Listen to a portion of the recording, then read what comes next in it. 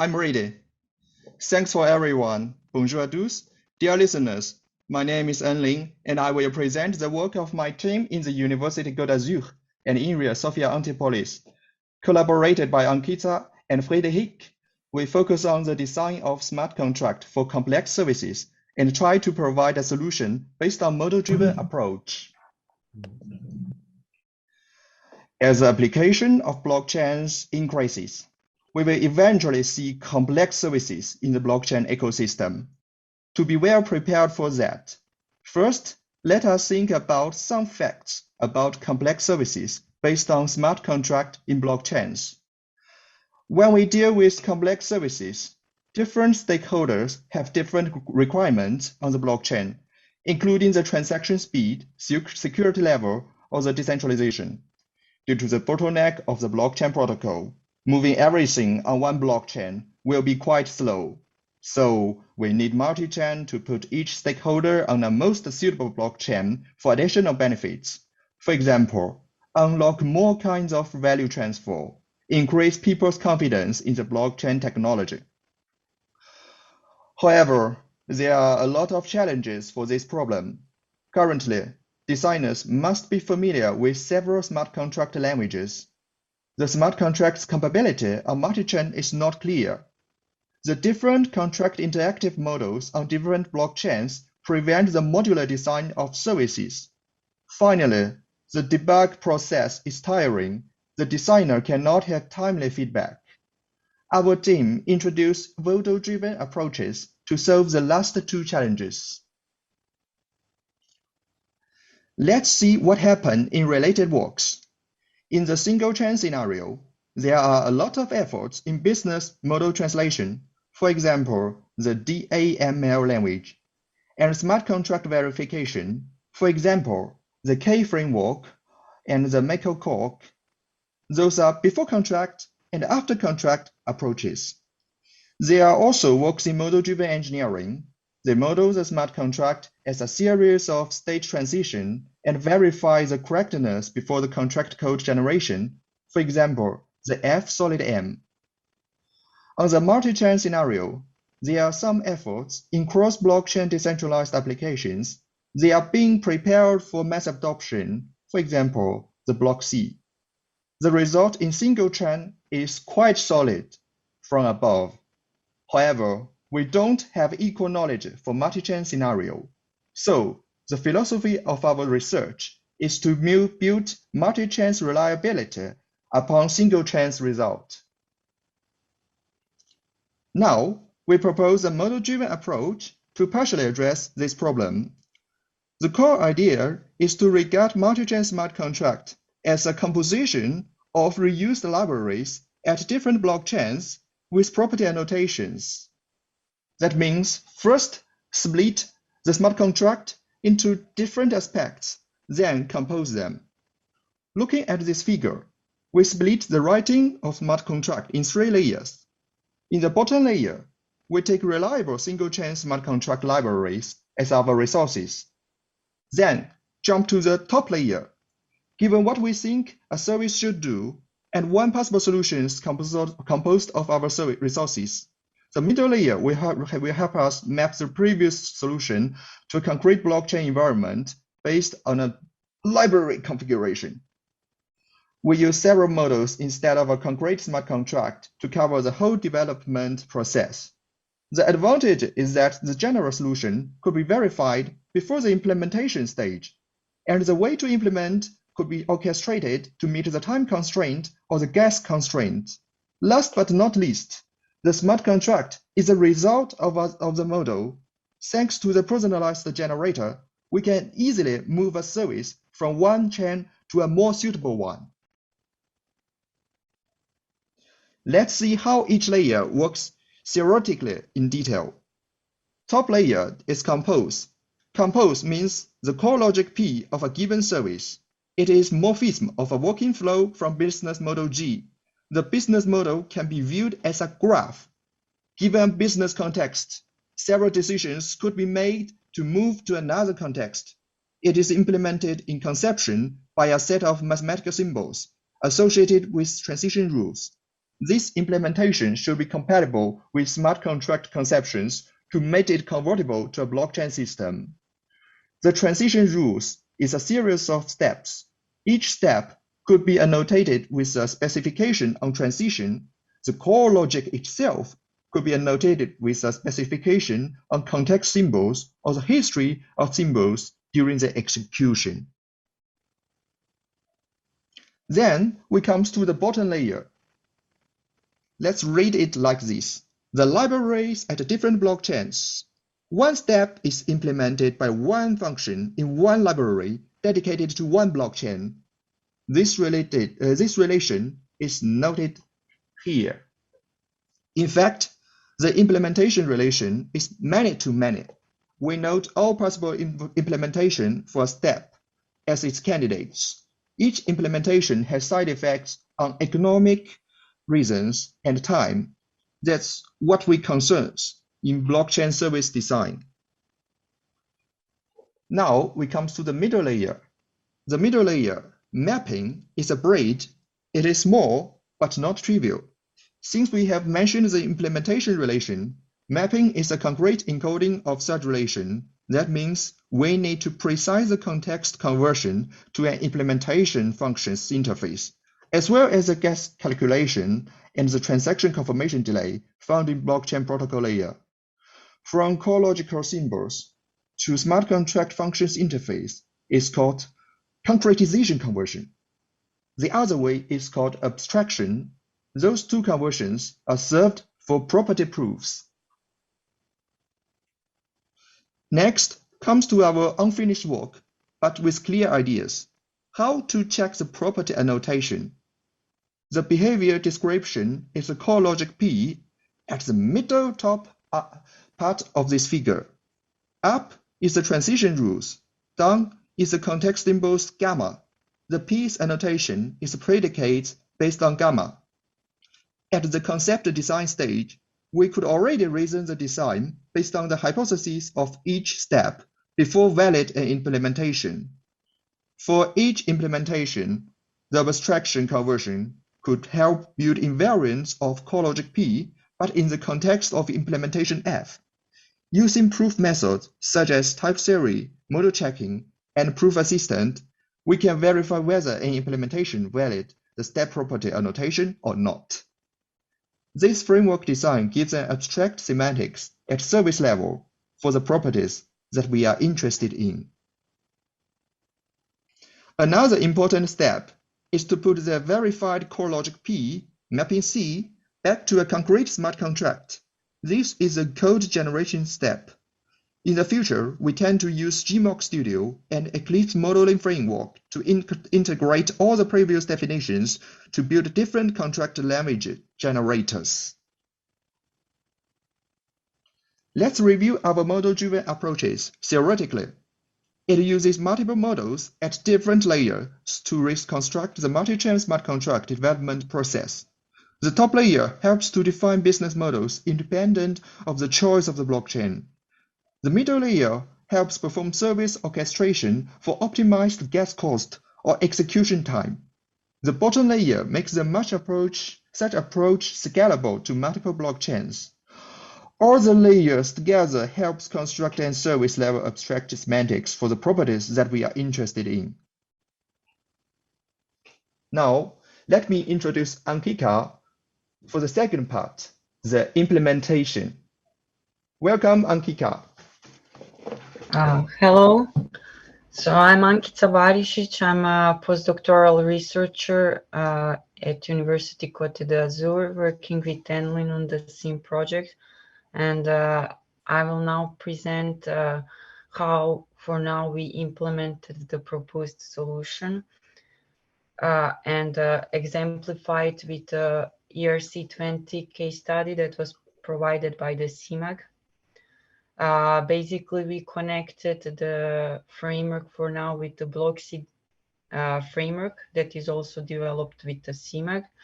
But the view of this connection can be broadened to any other framework which can support us to deploy the blockchains in the smart contracts into the blockchain.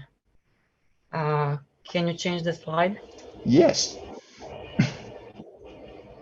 Okay, so here Enlin already presented the high-level view of the ideas. So basically, we want to build the language which will support the developer of the smart contract to define the wanted functionalities of the smart contract at high level, to import the existing implementations of reusable smart contract libraries. So there are many implementations already existent for different parts of the smart contracts written in the different programming languages for different blockchains. And the idea is to enable developer to import this existing application and reuse the good part of the code. Further, idea is to support developer to specify different deployment configuration that include the different properties of how the smart contract can be deployed in various blockchains. And finally, to generate the smart contract from these deployment configurations. And in our case, we are using block CDND to place it on the blockchain. So what this give us, except reusing the existing code and manipulating and reasoning about the different deployments of the smart contract, it gives us a framework where we can actually start performing the formal verification and analysis of different properties. Basically, we want to focus on the behavior of the smart contract, so how the contract will behave after it is being deployed to blockchain. As we know, when the smart contract is deployed to the blockchain, it cannot be changed anymore. This presents a huge threat and requires a responsibility from the smart contract developers to analyze the behavior and predict it before the deployment into blockchain.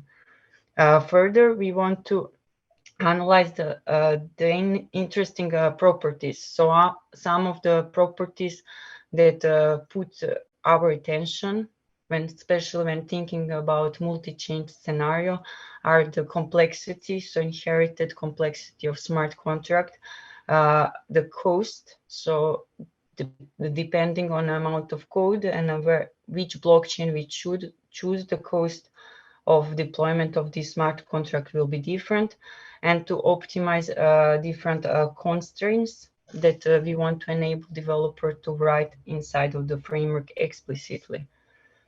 Next slide.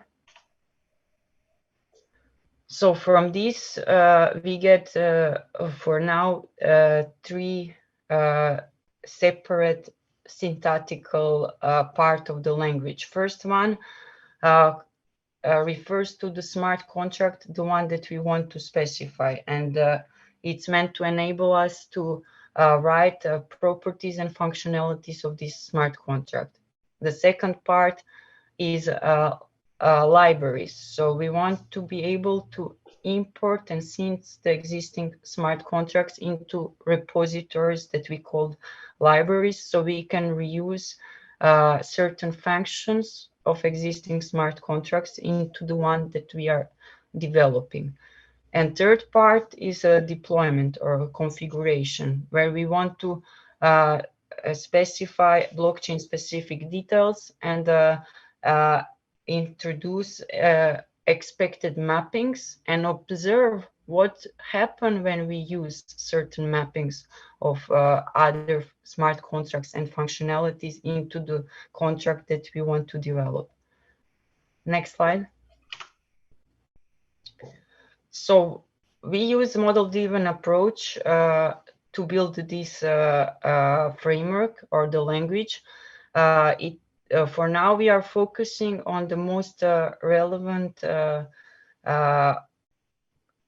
technical characteristics of smart contract that we want to study, and why this framework is nice. So Eclipse modeling framework enable us to specify our classes and generate them automatically from the picture that you can see here. But when we have a picture like this, it's easy to understand and reason about the relationship between the certain concepts that the language will support. So in the case of the smart contract itself, we are focusing on the functions, different variables that can be input and output parameters of the functions, or it can be owned variables of the smart contract itself. And we want to analyze different events that happen are called by the functions. Next slide. So second part is libraries. And in a modeling, we have a notion, and in programming, of inheritance. So we create something called a contract repository, which actually inherits the structure of the smart contract itself, but is enhanced with variables that will indicate to us where, for instance, we want to take smart contract from. For now, we are supporting a GitHub or local repository, so we can have a locally saved smart contracts. But in the future, we want also to enhance import from the blockchain, for instance, Ethereum, where we have presented the code of the smart contract in HTML-like syntax. Each of the libraries can have a combination of several smart contracts, and it is somehow related for the blockchain itself and the programming language in which the smart contract is written. Next slide. And finally, for the deployment, we need to specify certain configuration settings regarding the blockchain itself.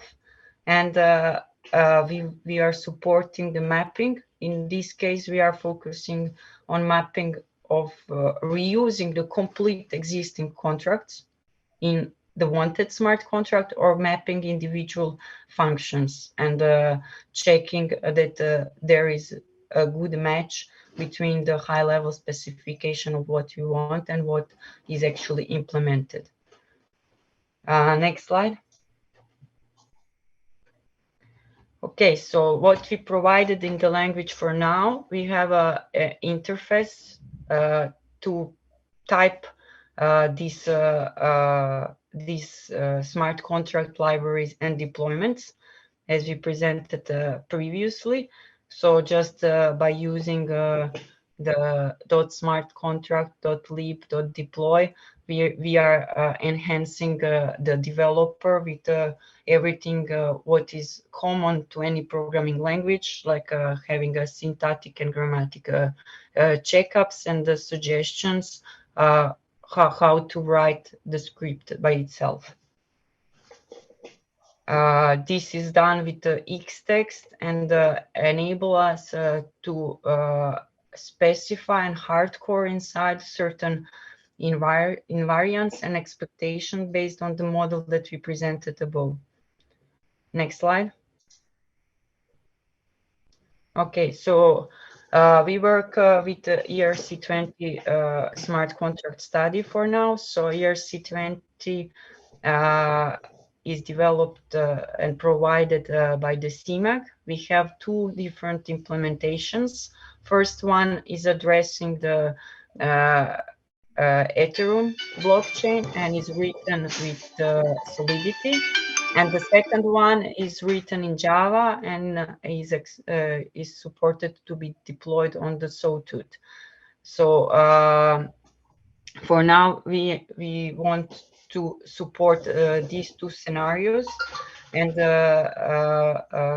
make this framework work with the block CD&D. And then afterwards, we want to invest the time to analyze different case studies. So we already start to work with the car insurance case study. So Enlin is working on this. So this case study will introduce, for instance, new concepts that need to be introduced in the abstract syntax of our language. Next slide.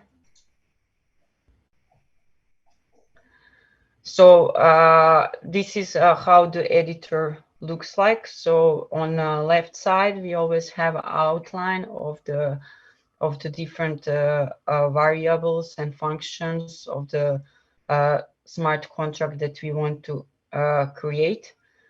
And on the right, we can see the syntax. Syntax was intentionally made very close to the Solidity, as the Solidity is the most used language for the development of the smart contracts. Next.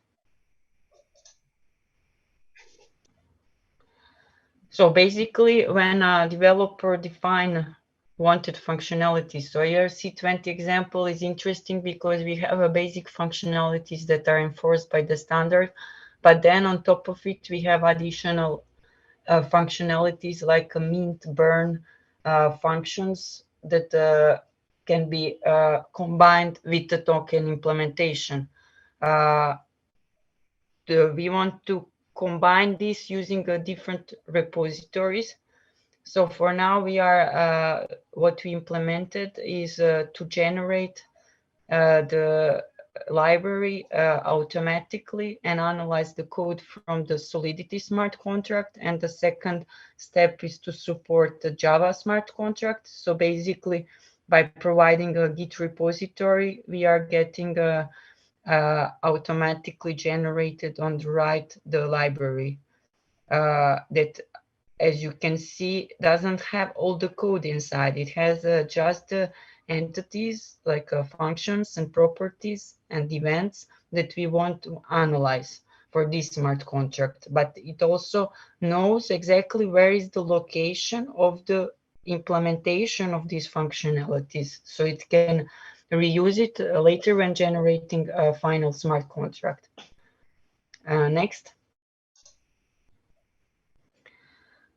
In the deployment or configuration part, idea is, as we say before, to provide the details about the blockchain and provide the details about the configuration of the deployment. For now, this is adapted to the case or the needs of the block CD&D, but we are still studying what is the difference between the different blockchains and the configuration before deployment for different blockchains, and to extend it to be used with other frameworks that can do the deployment directly on the blockchain. So for now, when we provide this specification, we are able to generate automatically the script that block CD&D actually need to use to deploy the contract in this case in the Ethereum. So we are now working on plugin that will call from the developer framework directly the block CD&D and use this script to deploy the contract or to process automatically the errors and notify the developer about eventual errors that can be based on the compilation problems with the code of the smart contract, or it can be with other problems like problems with the network or other settings. Next slide. So Ankica, what we are now playing with, we found two things that we want to observe in this moment when we are doing, for instance, mapping.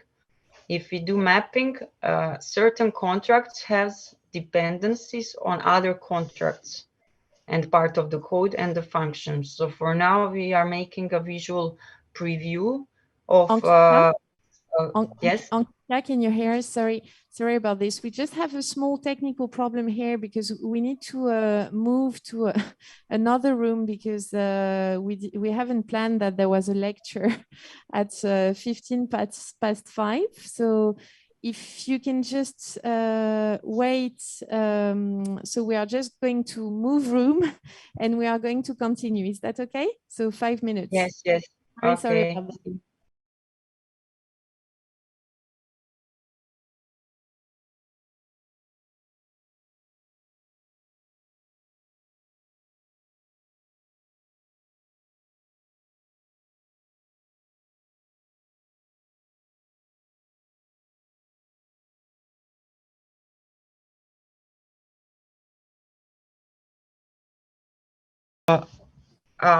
Basically, we are almost in the end of the presentation. So here we were presenting how to analyze the dependency in between the smart contracts and based on the mappings of the contracts and the functionalities. So basically, a virtually developer can in the same time on right when typing the part of the mappings in deploy configuration, preview on the left side what are the other contracts that will be need to be imported. Yeah, so included, so that is a way how to analyze the inherited complexity. Next slide.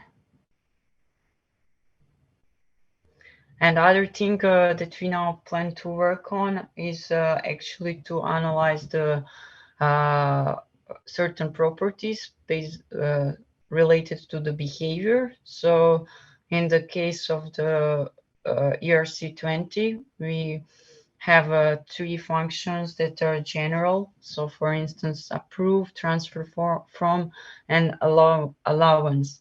So with the CCSL and the time square, we can put some assumptions, what is the order of the certain functionalities and fix them in the smart contract. And down we can observe the possible results of the behavior of these functions in the smart contracts. So although like on the left side without certain order, the functions, the contract will work, it can result in the memory overflow and very huge costs in terms of the resources we need to execute this contract. On the right side, it is a optimized contract where we are actually in saying that to have one transaction, we need to have a approval, then for instance, transfer from defined, and then allowance should happen. And after that, we can enter into other cycles. So this depends really on the machine or the space that we are using to running our smart contract. Next slide.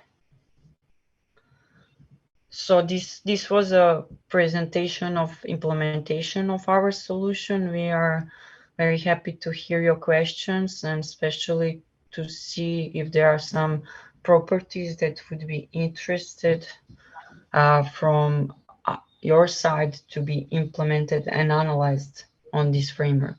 Thank you. Thank you very much, Ankica. So we are going to welcome questions online. If you have questions online, we can start with some of the participants who are connected. Otherwise, there is one question, I think, from François. Yes. Berthier.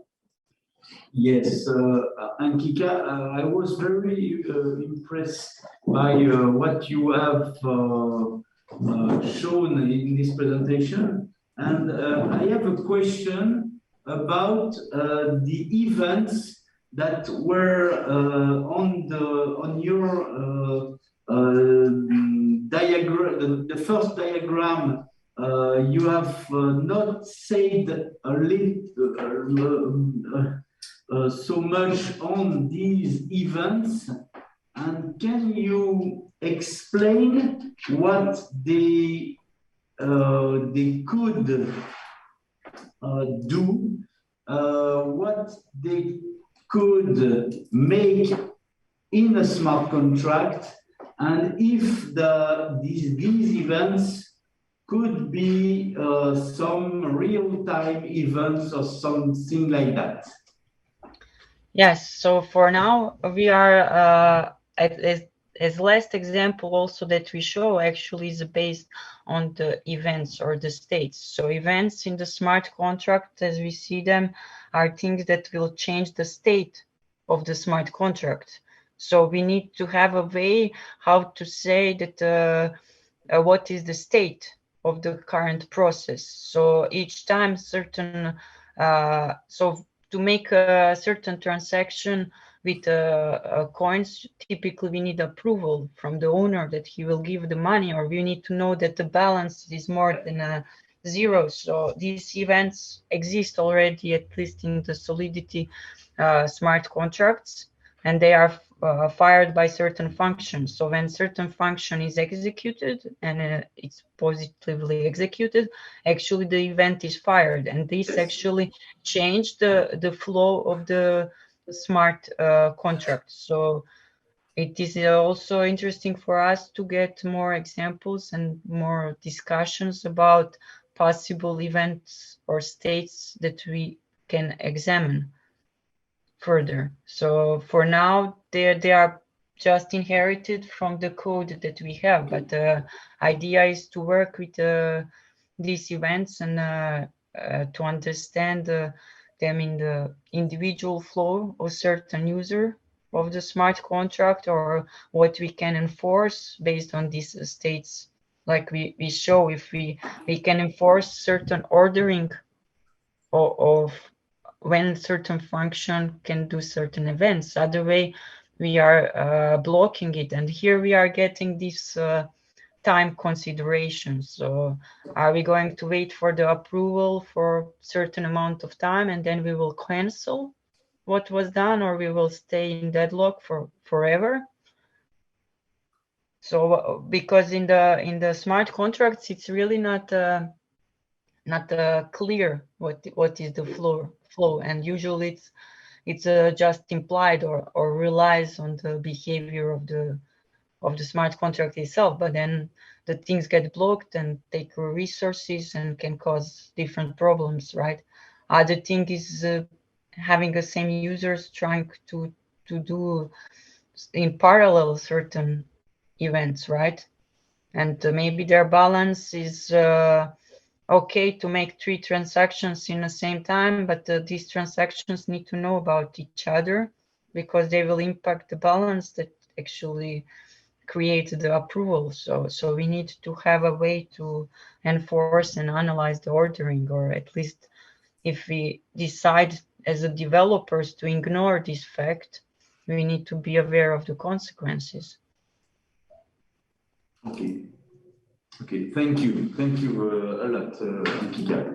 Thank you very much. Maybe we'll welcome one last question if someone has one, either online. Okay, here I am. Okay, so I have just, I'm not an expert in DSL, and I'm not sure I understand it really correctly, but I want to know just in a simple way, what are going to be the advantages, the direct advantages of using a DSL in blockchain compared to the actual situation of smart contract? What is the big difference between using DSL method or not? So first thing is that you are not enabled to analyze the different codes. I mean, you can reuse them manually, but I mean, what happened when you are developing, you see one implementation, second, third implementation, sometimes doing this ad hoc, and then you remember, yeah, 3 days ago, actually, I had a good implementation, but I forgot where it is. The second thing is how to, I mean, like this, when you finally make certain mappings with existing implementation, you can think about if you want to deploy the smart contract on one blockchain or several blockchain and start to analyze these properties, because the things are formal in in the framework, and they can enable the formal reasoning about functions and observations. Also, we want to use, for instance, some implementation of functionality of certain smart contract, and we find 3 nice functions. They are beautiful from 3, but when we start to implement it, then you realize that to have this function, I need another smart contract and another one and another one. So actually, or you quit in some process because you get with too many dependencies. So like this, you can observe, for instance, dependencies. And I mean, having a DSL is something that is usually used when you want to automate the generation and automate certain logic inside and have a base of existing knowledge. So you don't want to have one smart contract. You want to maybe speculate of several smart contracts in several environments and find a better cost. So, I mean, if someone wants to spend 2 afternoons to develop quickly smart contract and put it on the blockchain, this approach is not for them. But we are here talking about all of these threats and concerns and legal issues and responsibility. I mean, and we need to enable the developers to reason better about these possibilities. And third thing is that when having DSL, you can implement the generators and change them. And when you have a generator for one purpose in one language from same base, you are much better to categorize and classify what is important for reasoning and enhance this framework. And then you just, if you want to support another blockchain that you are studying, you are actually writing another generator. You are not worrying about all of this stuff because somehow they are already in the framework. Okay, thank you, interesting. Thank you very much, Ankica. So I think now it's time for closing this very fruitful day. So I'd like to, would like to thank very much Christine, who stayed with us until the end, and all the participants. Yes, thank you. Thank you all, everybody. This day was very impressive. You have all make presentations very good, very impressive also. Thank you, Christine, for your presentation. Thank you, Pierre, but it is not here. Thank you all to everybody. And I don't know, but I think that it's the time to close. Julien, oui, je vais finir en français. On a commencé en français, je vais finir en français. Merci à tous pour cette journée de conférence académique qui introduit parfaitement l'International Blockchain Stampede qui va se dérouler toute la semaine avec plus de 100 intervenants. Et c'est très bien de pouvoir associer le monde de la recherche aux différents mondes économiques. Et c'était vraiment une très belle journée. Merci Julien de nous avoir associés. Peut-être on va laisser Christine, comme je vois que vous avez activé le micro, dire un mot pour conclure. Je voulais vous remercier pour cette invitation. C'était enrichissant d'être là toute la journée et de voir aussi la globalité du projet, avec aussi les exposés qui sont pas du domaine technologique, parce qu'en effet, c'est un domaine où on a besoin d'être complémentaires et où la techno ne se suffit pas. Et je trouve que ces initiatives-là, elles sont toujours très enrichissantes, très intéressantes. Ok. Voilà. Je suis un petit peu frustrée Vous m'entendez pas bien? Oui, si, on t'entend pas très bien. Je suis un petit peu frustrée de ne pas être sur place et de ne pas pouvoir peut-être discuter plus facilement avec vous. Je me demande, je me posais la question notamment avec avec vous, François ou Lise, s'il y avait moyen d'avoir des échanges, je dirais, plus informels. Bien sûr, notamment voir, je ne sais pas dans quelle mesure on pourrait arriver à faire quelque chose ensemble au niveau… oui, tout à fait. Tout à fait, oui. Parce qu'on a quand même des sujets qui sont proches. On aborde les choses chacun avec ce qu'on est, notre philosophie et notre background, mais on est un complémentaire et je trouve que c'est mieux de l'aborder de cette façon-là. Oui. Et après, on est tous les deux aussi au niveau sud-est. Alors nous, on arrive à former des consortiums, enfin, comment dire, former des consortiums, on peut dire comme ça, au niveau de la région Aura. Vous êtes la région qui est juste en dessous. On pourrait, je ne sais pas comment arriver à faire un pôle sud-est ou quelque chose comme ça. Je pense que c'est quelque chose à réfléchir. Enfin, c'est ce que m'a inspiré la journée. Avec grand plaisir. Ok, mais bien sûr, oui, tout à fait. Je pense. Rendez-vous en janvier pour le 2e tome de l'International Blockchain Stampede, déjà. Ah oui, d'accord. Je pense qu'on peut te faire venir à n'importe quel moment pour faire un séminaire, par exemple, en interne dans le projet SIM. Mais on peut aussi passer un petit moment pour découvrir un petit peu mieux ce que tu fais, ce que nous faisons, et puis essayer de réfléchir à une suite éventuelle en commun. Bien sûr, il n'y a aucun problème. Voilà, à réfléchir, à discuter, oui, tout à fait. Merci. En tout cas, merci beaucoup. Au revoir. Merci à vous et bonne fin de journée. Au revoir. Merci Ankica, merci Enlin.